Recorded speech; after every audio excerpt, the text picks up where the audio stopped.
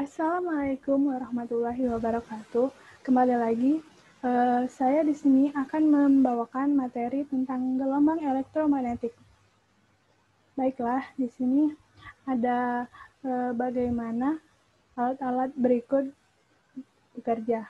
Di sini ada handphone, televisi, radio. Coba kalian searching dahulu bagaimana alat tersebut bekerja. Selanjutnya yaitu apakah yang dimaksud dengan gelombang elektromagnetik. Gelombang elektromagnetik adalah gelombang yang tidak memerlukan medium untuk merambat dan dapat merambat dalam ruang hampa. Baiklah, gelombang ini tidak memerlukan medium baik, padat, cair, dan gas. Jadi, walaupun tidak ada medium gelombang, ini dapat merambat dalam ruang. Salah satu contoh gelombang elektromagnetik yang paling terkenal adalah gelombang cahaya. Selanjutnya, beberapa percobaan gelombang elektromagnetik. Pertama, percobaan Oersted yang berhasil membuktikan arus listrik dalam konduktor menghasilkan medan magnet di sekitarnya. Hal ini dibuktikan oleh jarum kompas yang menyimpang bila didekatkan pada kawat yang dialiri arus listrik. Percobaan Oersted ini sudah kita pelajari pada materi sebelumnya, magnet, yang kita menghitung B sama dengan U0 IL per 2 PA untuk kawat jenis panjang dan sebagainya. Itu adalah pengembangan Oersted. Kalian masih ingat kan pelajaran lalu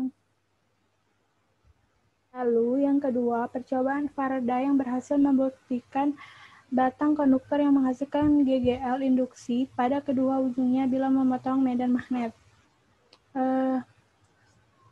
Lanjut, percobaan Faraday yang menunjukkan perubahan fluks magnetik pada kumparan menghasilkan arus induksi dalam kumparan tersebut. Jadi, ini adalah 3 percobaan, yang satu dilakukan oleh Oersted, kemudian yang 2 dilakukan oleh Faraday.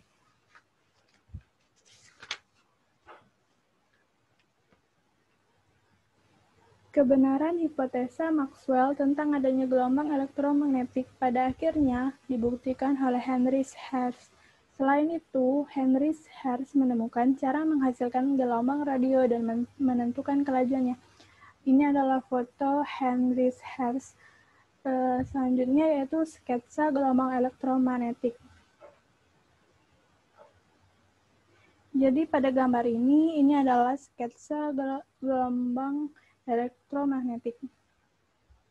Gelombang elektromagnetik terjadi karena perpaduan dua gelombang dan dua medan magnet, yaitu medan listrik dan medan magnet. Jadi ada dua medan, yang ada medan listrik dan medan magnet, dan keduanya itu tegak lurus. Jadi di sini ada E sebagai medan listrik, ada B sebagai medan magnet. Kemudian jarak antara dua puncak gelombang berurutan disebut dengan lambda atau panjang gelombang. Ini adalah sketsa gelombang elektromagnetik, jadi merupakan perpaduan antara medan magnet dan medan listrik secara tegak lurus. Baiklah, selanjutnya yaitu sifat-sifat gelombang elektromagnetik.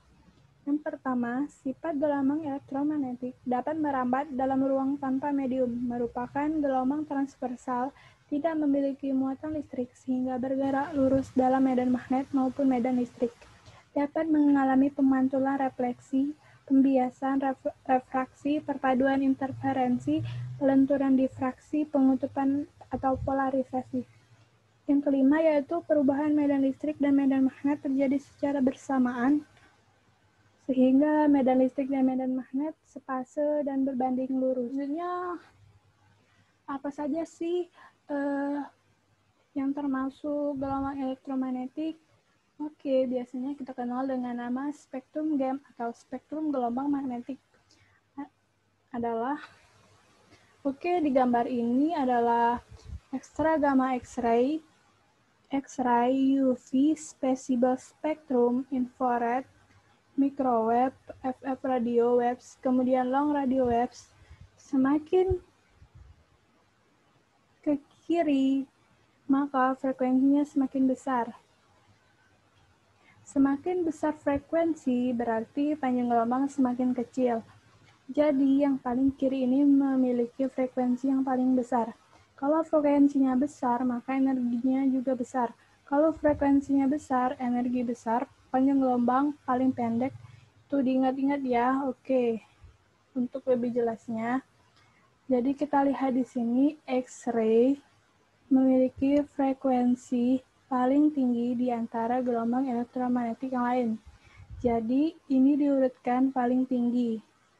Frekuensi ini gamma ray atau sinar gamma, X-ray atau sinar X, UV atau ultraviolet, kemudian visible spektrum atau cahaya tampak, infrared atau inframerah, microwave atau gelombang mikro, radio waves atau gelombang radio, dan yang terakhir adalah long radio waves atau gelombang radar. Jadi energi yang paling besar dimiliki sinar gamma, sinar X, lalu disusul UV atau cahaya tampak. Di sini sudah kita kenal sejak SD, yaitu Meiji Kuhibiniu, merah, jingga, kuning, hijau, biru, nila, dan ungu. Ini adalah spektrum gelombang magnetik.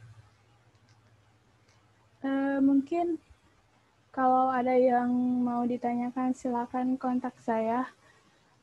Oke, sekian penjelasan saya kali ini. Semoga apa yang saya sampaikan bermanfaat. Sukses selalu untuk kalian. Jangan lupa klik like and subscribe dan stay at home. Wassalamualaikum warahmatullahi wabarakatuh.